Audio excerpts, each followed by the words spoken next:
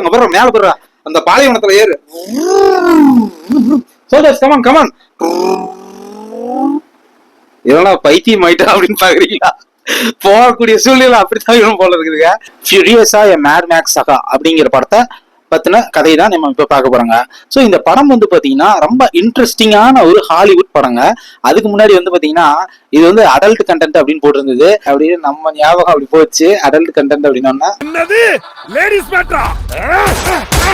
பொம்பளை சொக்கு கேக்குதாடா, பொம்பளை சொக்கு. ஆனா இந்த வந்து படம் வந்து பாத்தீங்கன்னா அடல்ட் கண்டென்ட் அப்படிங்கிறது வந்து பாத்தீங்கன்னா அதாவது வைலன்ஸ் எல்லாமே சேர்ந்ததுதான் இந்த அடல்ட் கண்டென்ட். சோ அது தெரியாத நம்ம யூடியூப் சேனல் ஆரம்பிச்சு உட்காந்துட்டு இருக்காங்க கடை போட்டுட்டு. தியேட்டர்ல ஒரு செக்யூரிட்டி நான் பாப்பாங்க. அவர் வந்து கேட்டாரு, தம்பி இது வந்து 18 வயசுக்கு மேல இருக்கிறவங்க தான் இந்த படம் பார்க்கணும் அப்படின்னாரு. இல்ல நான் நேற்று ஒரு 4 நாளைக்கு முன்னாடி எனக்கு 18 முடிச்சுது, இப்ப 19 தொடங்கிருச்சு அப்படின்னு.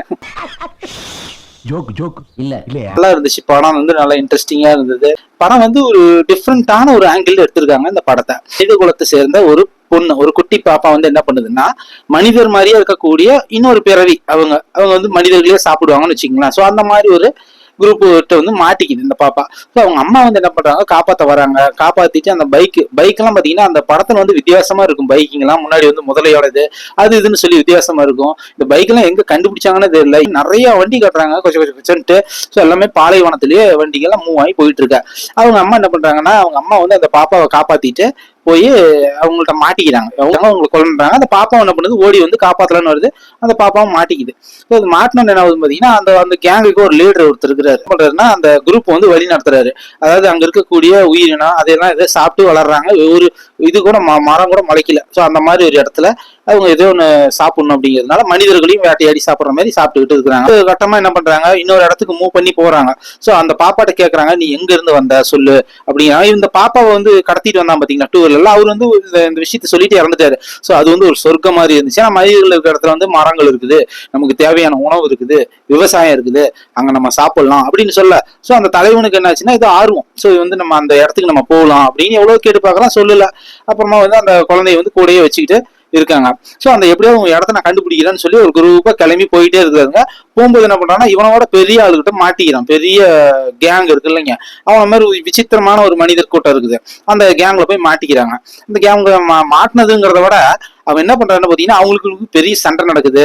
சோ சண்டையில ஒரு ஒப்பந்தம் போட்டுக்கிறாங்க. இந்தியா பாகிஸ்தான் ஒப்பந்தம் மாதிரி ஒரு ஒப்பந்தத்தை போட்டு என்ன பண்றாங்க, நீ வந்து இந்த எல்லைக்கு உட்பட்டு நீ இது பண்ணணும், உனக்கு தேவையான அந்த இடத்துல வந்து பாத்தீங்கன்னா அந்த புதுசா அந்த கேங் என்னன்னு பாத்தீங்கன்னா அவங்கள்ட்ட வந்து ஆயில் அப்படி இருக்குது.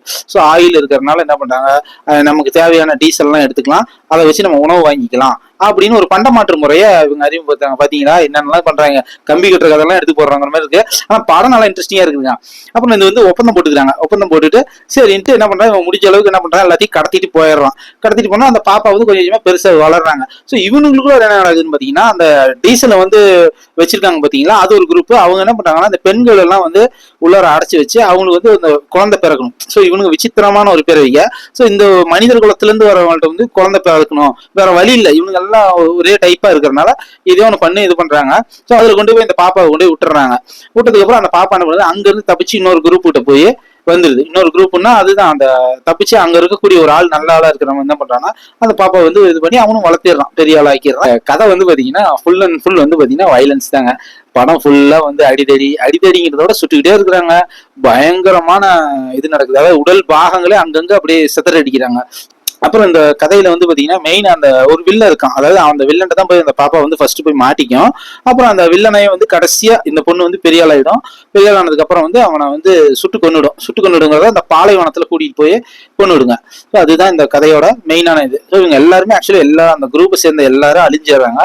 அழிஞ்சதுக்கு அப்புறமா அவனை தனியா அந்த வில்லனை வந்து பாலைவனத்துல கடத்திட்டு போய் அவனை வந்து 2-3 இது சொல்றாங்க. அவனை இப்படி இந்த பாப்பா வந்து அவனை இப்படி கொண்டு இருக்கும், பாலைவனத்துல சுட்டு கொண்டு இருக்குமா, இல்ல வந்து தோசை சுட்டுருக்குமா, வடை சுட்டுருக்குமா அப்படிங்கிற மாதிரி எந்த நாய்களெல்லாம் சுட்டு ஏதோ பண்ணிருச்சு, எப்படி அவனை கொலை பண்ணிருக்கோம் அப்படின்னு சொல்லிட்டு இருக்காங்க. அப்புறம் கடைசியா கிளைமேக்ஸ்ல என்ன சொல்லி முடிக்கிறாங்க, அவங்க அம்மா கொடுத்தாங்களே இந்த விதை, அங்க இருந்து அவனை வந்து அவன் உயிரோடய அவனை ஒரு இடத்துல வந்து அதாவது தண்ணி வரக்கூடிய ஒரு குகை மாதிரி வச்சுக்கலாம், அது குகையில போட்டுறாங்க, அங்கேயே கட்டி போட்டுறாங்க. அங்க இருந்து ஒரு விதை முளைக்கும் போது அவனை சுத்தி வேர்களா சுத்தி அவன் உயிரோடய அப்படியே செத்துக்கிட்டே இருக்கான். அதாவது அது மாதிரி அந்த படத்தை வந்து ஃபினிஷிங் பண்ணியிருக்காங்க.